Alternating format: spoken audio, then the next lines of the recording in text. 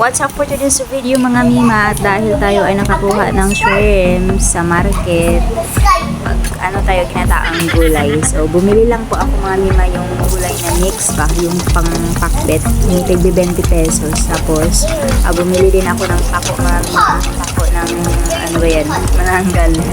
Hindi, yung pako na gulay. Tapos umablot ako ng kalamunggay sa kapitbahay para libre, diba? So ayan, ginisa-gisa ko lang mga mima yung gulay, pinalo ko na sila, nilunod ko na silang lahat para trip ko para yung ano ba yung talong mga mima, para siya malambot talaga. Ayan,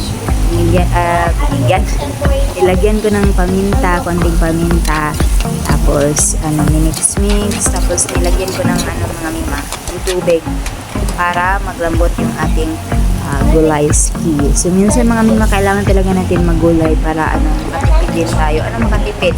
Yung hipon mga mima, 350 yung kilo. So hinati ko lang mga mima para pang siya, para shallers. Hindi, para masarap, diba? Yung membro ko dito sa bahay mga mima, hindi pa kumakain ng pure gulay. Dapat talaga may partner. Sana all my partners. So ayan mga mima, tiniglahan ko yan ng ano ba nilagay ko dyan? Shrimp cube para buong buo ang shrimp. All buo, diba? Minix-mix na natin yan mga mima. Pagkatapos wait lang tayo ng mga ilang minuto. Tapos ayan, na tayo ng kukumama.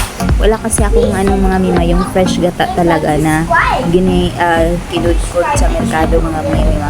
Malayo kasi yung market namin dito. So ayan lang yung available. So pwede na.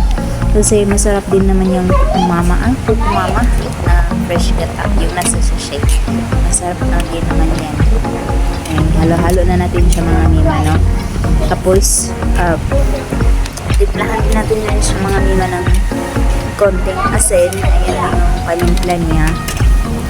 Tapos pagka maya-maya yan, ilulunod ko na yung hipon.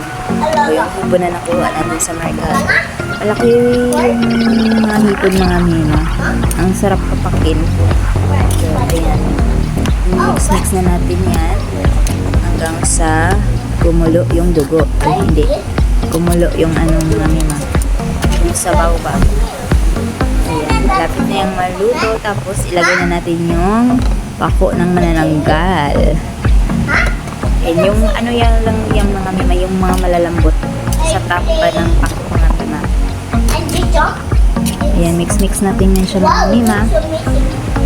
Tapos mayroon din ako ang kunting kamunggay na nakuha ko sa kapitbahay mga mima. Pag talaga meron kang kamunggay mga mima, expect na panglahatan yan.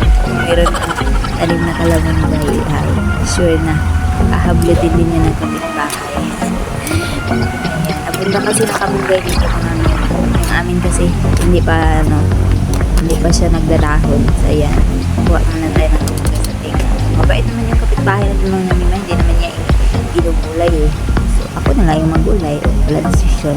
Thanks for watching. I hope you like it.